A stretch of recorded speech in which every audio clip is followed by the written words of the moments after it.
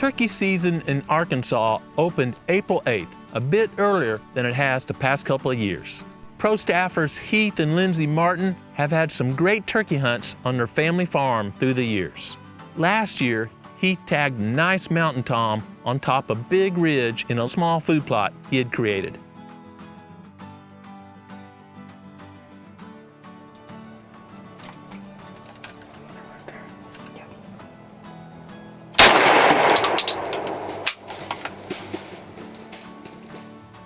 Well, got a big Arkansas bird on the ground. A few weeks before season this year, Heath put a Reconyx camera over the plot to see if turkeys were using it, and again picked up a lot of action. Growing Deer is brought to you by Bass Pro Shops and Cabela's. Also by Reconyx, Redmond Hunt, Eagle Seed, Nikon, Winchester, Lacrosse Footwear, Flatwood Natives, Morel Targets, Hoyman, Hooks Custom Calls, Montana Decoy, Summit Tree Stands, Drake Non-Typical Clothing, RTP Outdoors, Yamaha, Fourth Arrow, Scent Crusher, Mossy Oak Properties of the Heartland, Motorola Lighting Solutions, Scorpion Venom Archery, Bloodsport Arrows, Code Blue, Decode, G5 Broadheads, Prime Bows, and Redneck Hunting Blind. Based on past successes from this plot and what the Reconyx videos were showing, he decided that'd be a great place to start opening day. That morning, he decided to put out 2 Montana Miss Perfect decoys and a Jake.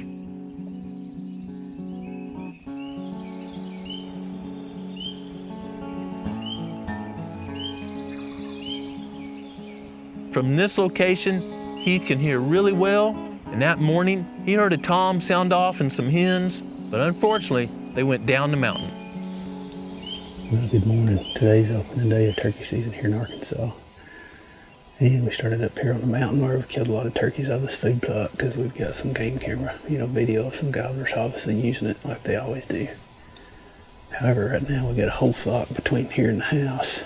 Sounds like they've already flew down in the fields and they're just cutting and clucking and gobbling and putting on a show. There's been a bird in here sometimes early in the morning to late. I figure we'll wait here just a little bit, but we may have to go down in the bottom fields and see if we can figure out where these birds are going. Heath and Lindsay stayed tight, knowing that eventually there was a good chance turkeys would show up in that plot.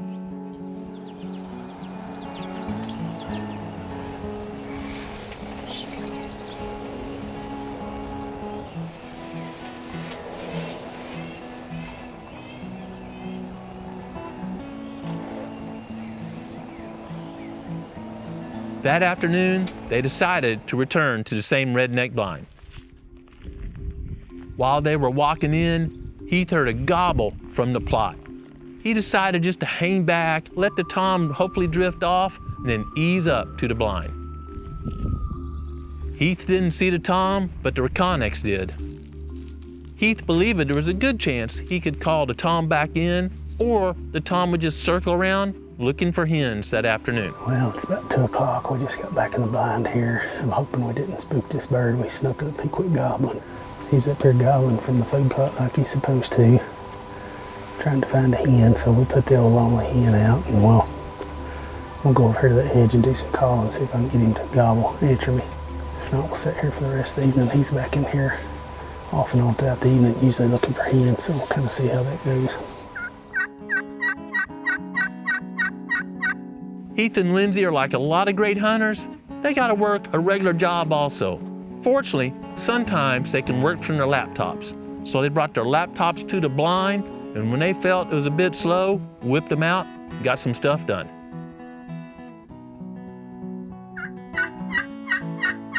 Even though he tried to fire that tom back up, he never showed that afternoon.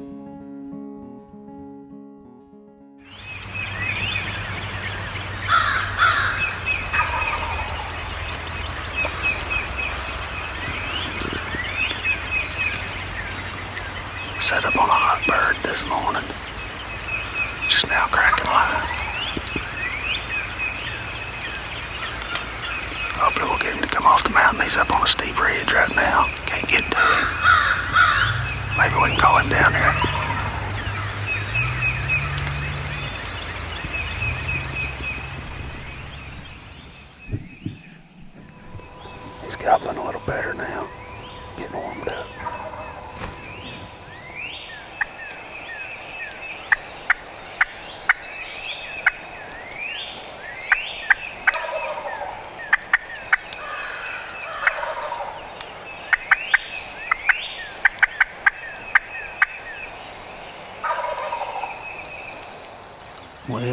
big bird just pitched out of the tree, 20 minutes ago, I guess.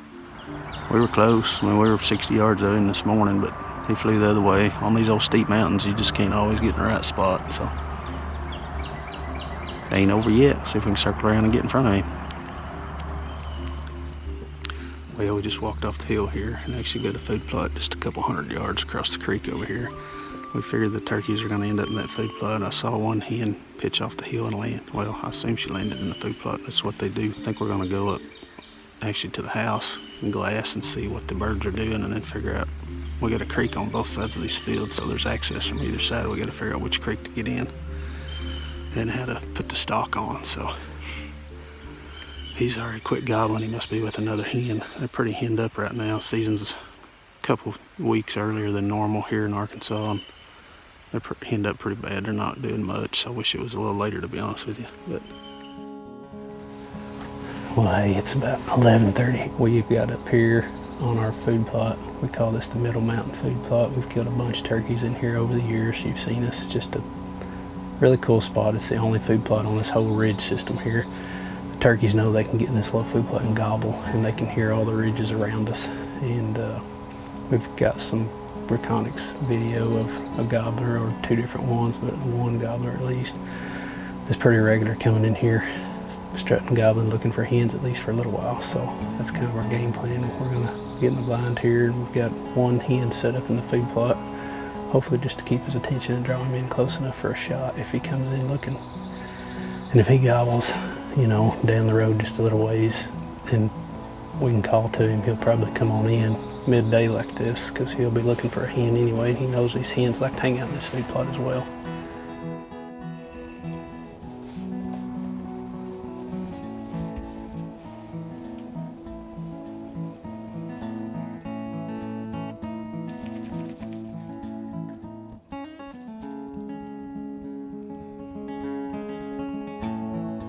Hunting with the decoy is not only to attract toms.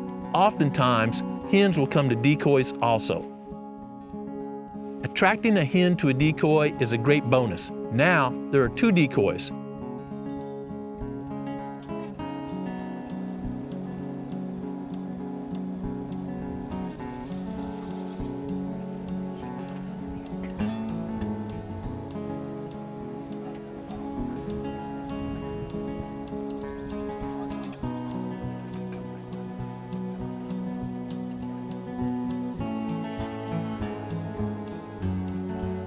Suddenly, Heath caught movement at the edge of the plot.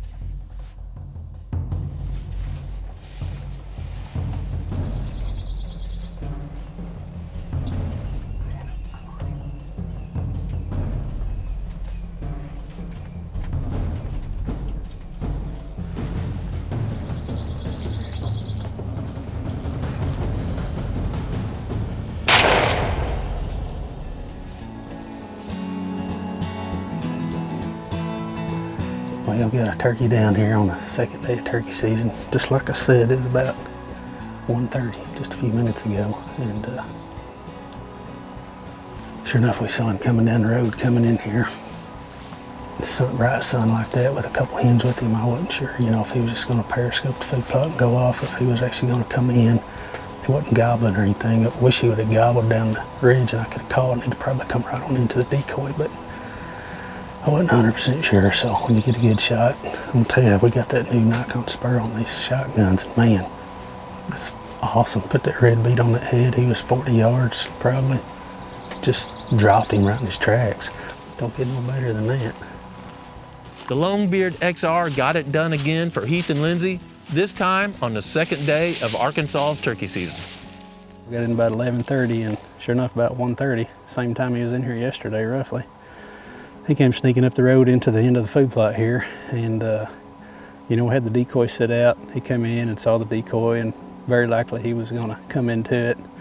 But this ridge here is just a few yards wide, and all he had to do is take a couple steps right here behind me, poof, and he was gone off the end of the hill. So I decided to go ahead and take a shot while we had the opportunity. So anyway, it'd been fun if he'd have gobbled, but hey, he didn't gobble us today, so sometimes that's what it's all about. Just gotta get it done.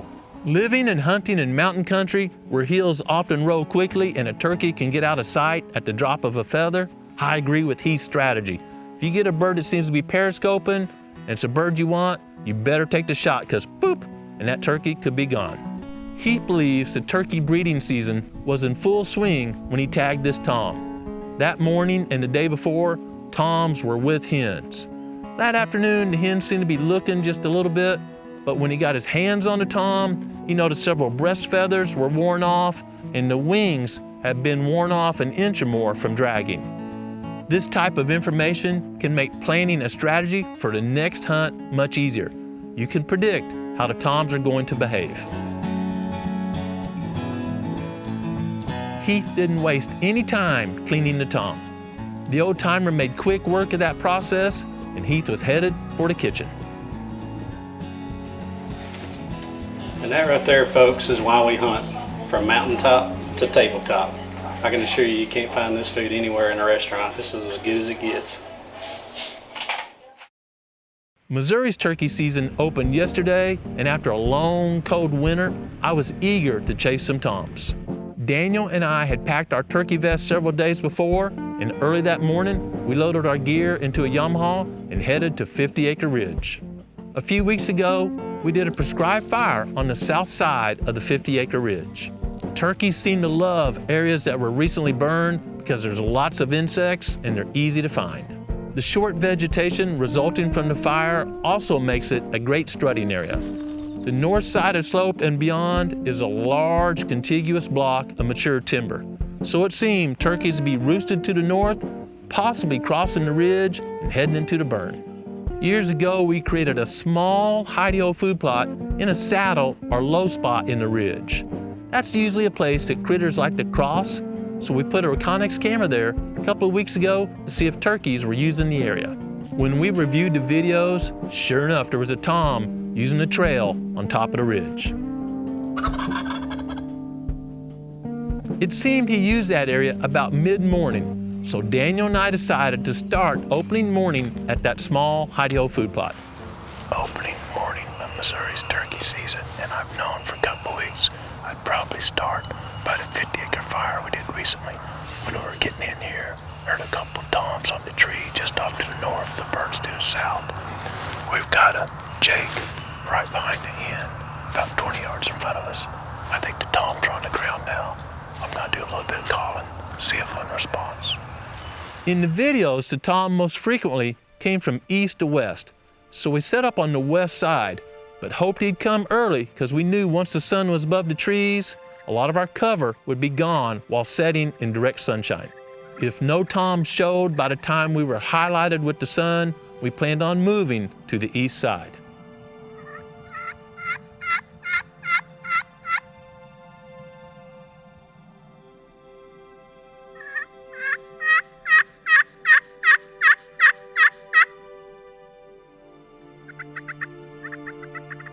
Around sunrise, we heard a couple of toms in the distance, but nothing close and nothing sounded very active. About 8 a.m., we heard a gobble on the ridge to the north about halfway up the slope. Knowing there was a good distance between us and a tom, it seemed like a good opportunity to get around to the east side of the plot and reposition in the shade.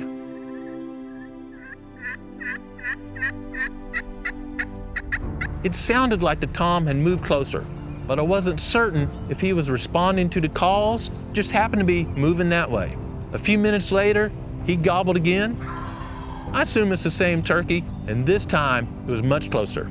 Daniel and I were trying to decide which side of the plot the tom would appear. There was about a 4-inch tree in front of me that I needed to lean back and get my gun on one side or the other. That seemed a little bit more left to me, but I can't tell. When he gobbled again, we knew he'd close the distance, and Daniel felt he was on the left side of the tree. For about 30 minutes, he gobbled on and off. We knew he was close, but still, we hadn't laid eyes on him. Yeah, he's over the hill somewhere. You see him? There he is. He was in an area that was behind about a 3-foot oak between us and him. Every now and then, he'd drift to one side or the other where Daniel or I could see him. He would kind of half strut and gobble on and off.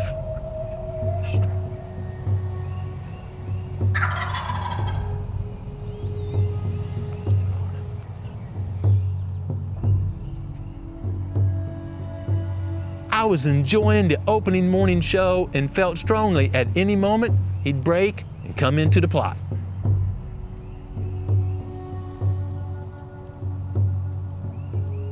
He was out there about 70 or 80 yards, and I'm thinking, goodness, a lot of time's going by.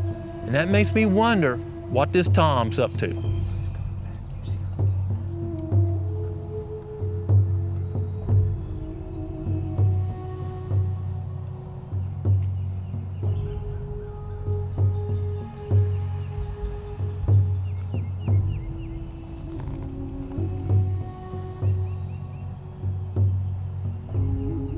Finally, the Tom turned, and I thought, this is it.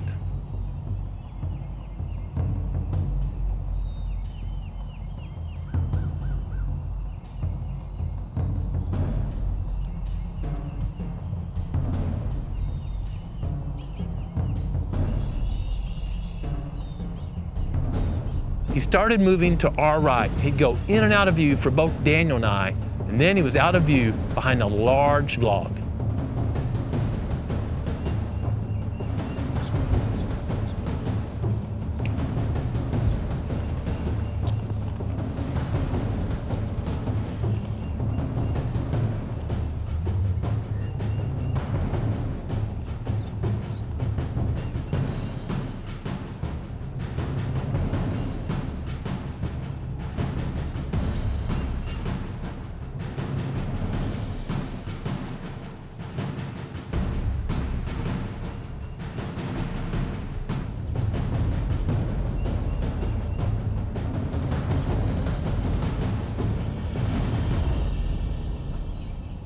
I talked earlier about periscoping and mountain country, and here's another good example. We watched this Tom for 50 minutes, relatively close range, periscope, and no shot.